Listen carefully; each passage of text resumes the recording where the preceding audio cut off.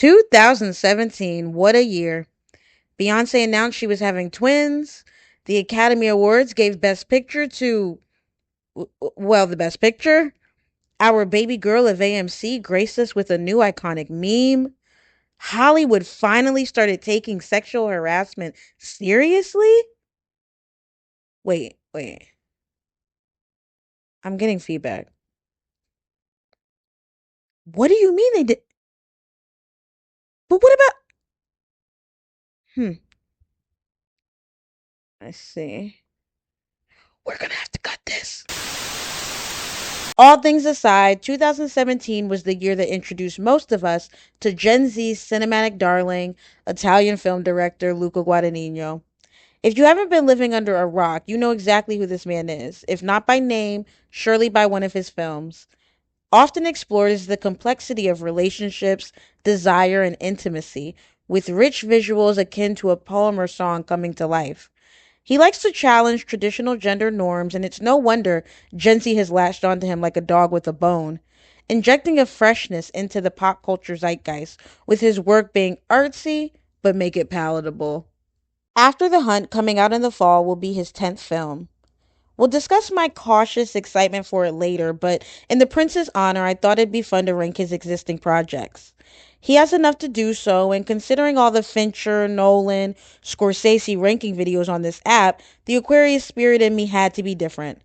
Now, I trust the internet will be normal about my ranking, because I live in the state of delusion. It's pretty nice over here. But if not, the obvious disclaimer is these are just my opinions.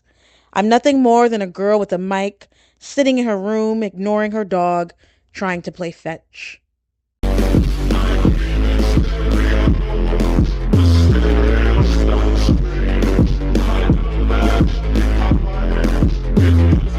Way, way, way too many tracking shots. This is baby Luca, so I'm not going to dog it out too much. It follows an Italian crew making a documentary about a murder case. I think there's like three different movies going on all at once, and I could only make sense of one of them. It's simple yet confusing, and nothing about it feels like Luca.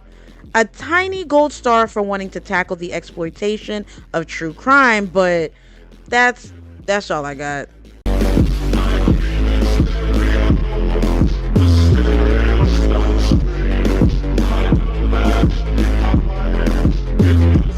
This is what you get when you make a film about a story you're not qualified for.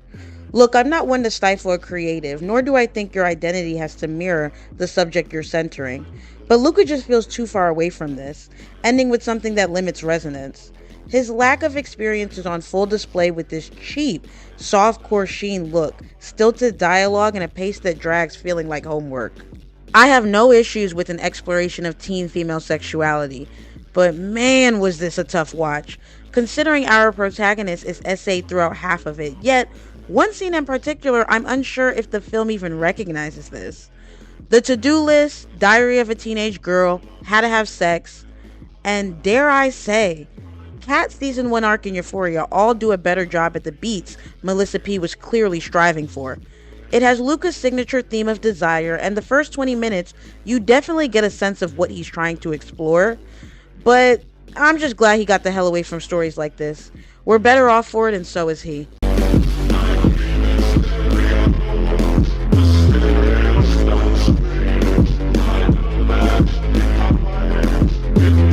I don't know if it was Mama Bear or Papa Bear, but whoever had the cold soup, that's what a bigger splash feels like. It follows a couple vacationing in Italy who is joined by the woman's ex and his daughter. Now, Wikipedia told me this was a psychological drama. I'm gonna be honest, part of my dislike stems from feeling lied to, cause psychological drama where? It's the second installment in his Desire trilogy, but a major step down from the one before.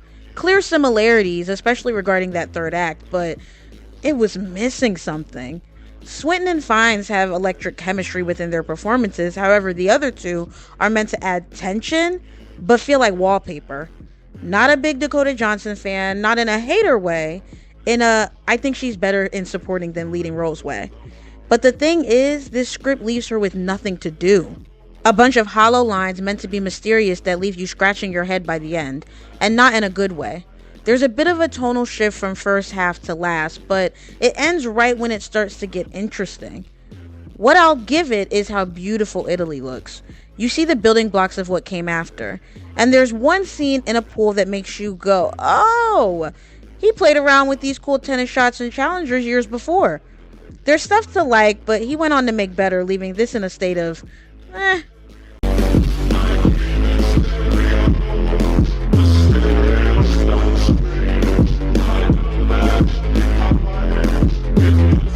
As a millennial who grew up in the era of Twilight and YA book to movie adaptations, I have a lot of respect for Bones and All.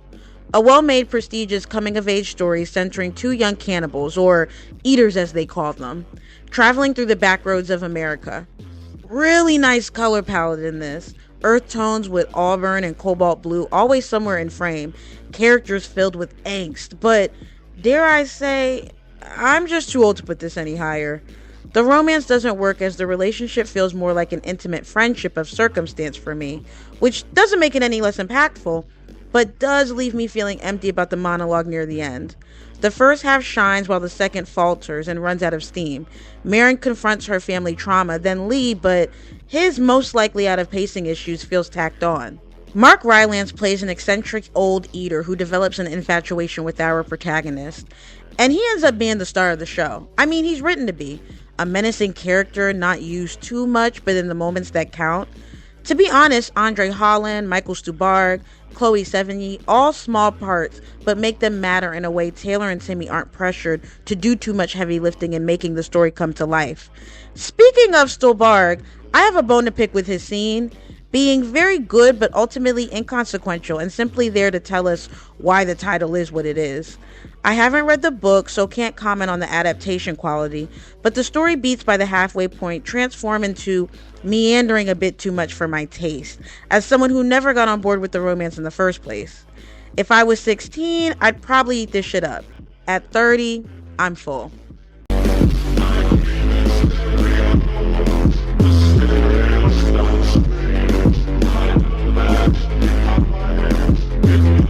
Suspiria is a weird one.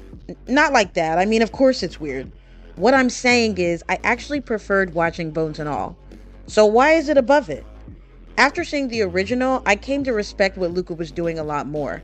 He had a pretty big task considering the cult following of its predecessor, and in that context, he knocked it out of the park.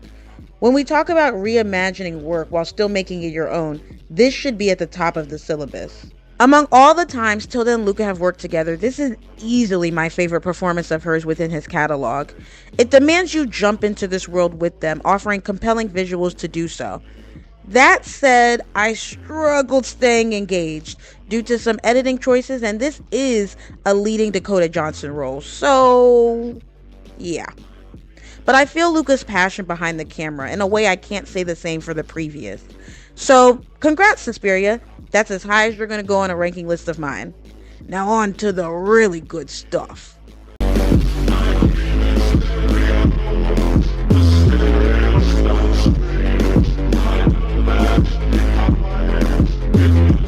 Immersive is the word to describe I Am Love. With its close-up shots and use of music, it succeeds in putting you in the headspace of Emma, a rich industrialist's wife having an affair with a chef, who also happens to be her son's friend. The first installment in Luca's Desire trilogy, and honestly, he came out with a bang. I like how its development goes from icy to warm, and has one of my favorite sequences of his filmography, where Emma just sits and eats, and even out of context could almost play like a short film. It very much celebrates acting on feelings, vibes, even if that leaves you in the land of gray and morally bankrupt. We're almost at the one everyone has an opinion on, but watching Luca's entire trilogy in context actually adds dimension to some of the ethics often discussed, and we'll get there. Where I Am Love falls short is the final act. Characters disappear and everything starts to feel rushed, in a story that up until then was really essentially slow and taking its time. But a solid addition to his work, and a fun blast from the past to see how far he's come.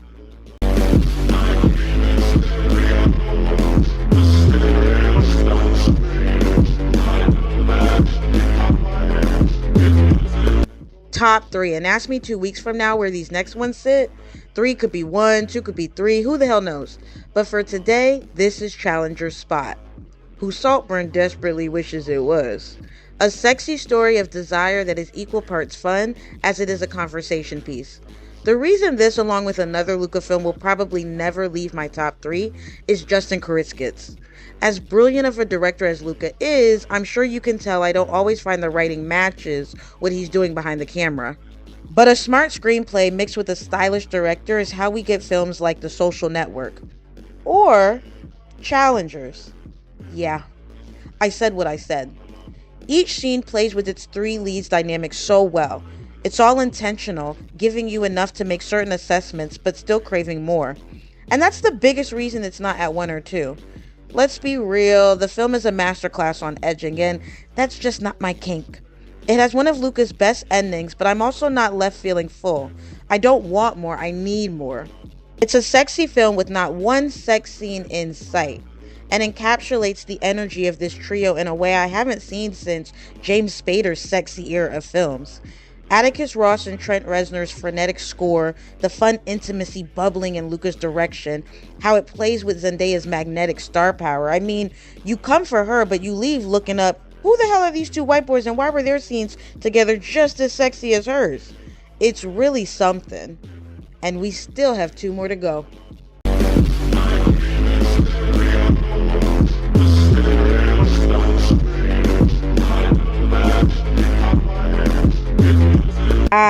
Call Me By Your Name, Luca's magnum opus. In objective terms, it probably should be number 1, but you haven't heard me talk about the other film yet. That said, I find it a beautiful, immersive, there goes that word again, complicated coming-of-age story where it feels as if Luca is bringing everything to the table with his final Desire installment. It's an intimate poem coming to life. In moments, it feels like you're invading these characters' space and shouldn't be watching. It captures the innocence of exploration and falling in love very naturally, and I still have yet to see Timmy give a better performance. That's not to say he can't, but I look back at this in the way many do with Leo in What's Eating Gilbert Grape. A film to modern day standards is a bit problematic, but being able to see so early on what Leo was capable of. Timmy with Elio kind of mirrors that for me. The scene where he repeatedly says, "'Cause I wanted you to know," and each time with a different inflection. Like, get out of here. A bit of a touchy subject, but Armie Hammer's performance as Oliver is fascinating, as initially he seems like someone who's very self-assured, and to an extent, especially in comparison to Elio, he is. But as they get closer, more layers unfold to reveal someone self-conscious of their work and heart, almost performing for others when he can't be vulnerable. Whereas Elio's upbringing and youth challenges this. Now the elephant in the room, the age gap, which I'm going to quickly try and address from both perspectives. I'm a strong proponent of depiction does not equal endorsement. One of my favorite movies is Election, and anyone who struggles with film literacy could come to the conclusion it's promoting teacher-student relationships and misogyny, when it's clearly doing the opposite. But it's important to acknowledge within the context of this film, Elio's parents do support the relationship. That is a fact. So the depiction argument doesn't exactly hold significant weight, and it's reasonable for people to feel uncomfortable leading to its criticism.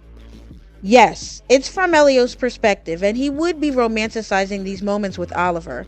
But I understand those uncomfy with films that depict these sorts of relationships from a place of neutrality, which is what Luca is doing. Of course, there's a way to be irresponsible with this subject matter. I'm looking at you, Lolita. While others take a strong stance against to serve as a cautionary tale like 2009's An Education. Call Me By Your Name sits more ambiguously, and it'd be silly not to note the role this being a queer story plays in that. Within Luca's Desire trilogy, so much is living within the gray, with this being no exception. If you look at the final scene with Stolberg, he's praising his son for being able to fully lean into his desire for another man, something he could not. But more importantly, offering wisdom to continue feeling his feelings. Elio is heartbroken, and his father is telling him, don't distract yourself. Don't go numb. Sit in it.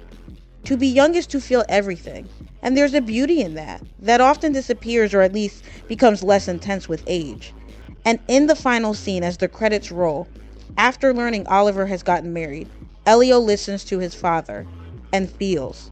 It's why the camera doesn't cut. We're right there with him, feeling too. Like, come on. That detail heavily accounts for why I see it from a coming of age lens more than a tale of this grand love. And I mean, it's a first love.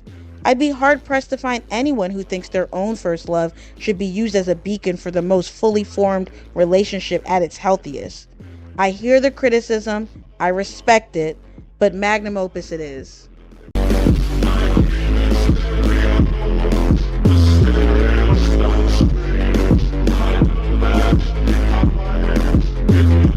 I love Queer. The surreal, dreamy look, its haunting, almost innocent score, the aimlessness in its pacing that complements its characters. James Bond? Sir. Daniel Craig gives one of the best performances of the decade with his portrayal of Lee, a fictionalized version of William S. Burroughs.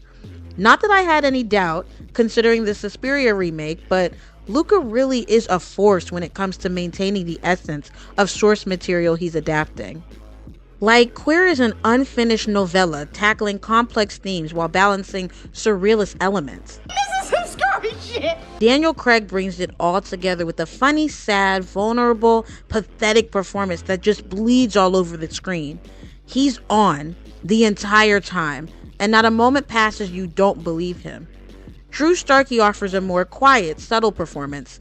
I know some found weak, especially aside his scene partner, but I'd argue is complementary to Craig's madness. What can I say? I'm a weird girl who likes weird shit, and it's easily the most mature project Luca has made to date. He feels at his most confident, and with every sequence you can tell this is something he's wanted to make for a while, to the point almost intentionally alienating.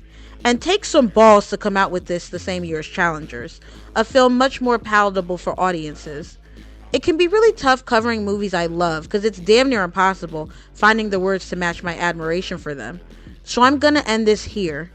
Damn, Luca, you did that. Now let's see if you can do it again.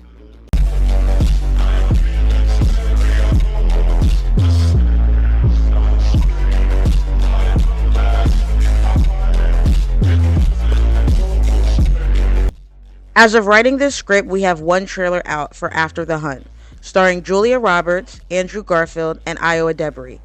It will center a college professor caught in the middle of a campus scandal after her student accuses one of her colleagues of crossing the line. Garfield playing a possible villain, which I don't think I've ever seen. Reznor and Ross will be back with their music, with Luca swapping his trusty DP for Malik Hassan Saeed. Probably not a name you recognize, but is responsible for 98 crime drama Belly, a dumpster fire film only elevated in its cult status because of its cinematography. I'm excited, with a caveat. The streets are praising the screenplay by Nora Garrett, but I'd be remiss not to acknowledge Io's character wasn't meant to be black. Once chosen, there was said to be rewrites, but how? Throwaway lines to acknowledge the racial components? Okay, I'm taking such good care of my little white boys. But not in a way meaningful enough to impact? Luca's films are very white. And trust me when I say I don't have a problem with that. He's gotten flack in the past for casting biracial actresses while not seeming all that interested in acknowledging the racial politics of these characters. Tashi's line in Challengers was really a hand-wave footnote used to acknowledge something the film itself isn't all that concerned with addressing in a way of impact. But again, I don't mind. Tashi being a woman of color adds texture to the story, but it doesn't inform it. After the Hunt, on the other hand, I don't know. From the trailer, it looks to be tackling cancel culture, and a black girl in academia surrounded by white folks making a Me Too accusation is not only very outside of Luca's wheelhouse, it is also impossible not to address the racial politics of a premise like that. And knowing the role was originally written for a white woman, the reservations remain, along with my excitement. From the look to subject matter, he's clearly trying something new, and I can respect him for that. Luca has said the point is that filmmaking is a collaborative effort. It isn't about imposing your vision on other people. It's about the talking. And as always, I know he'll give us something to talk about. We'll reconvene in October.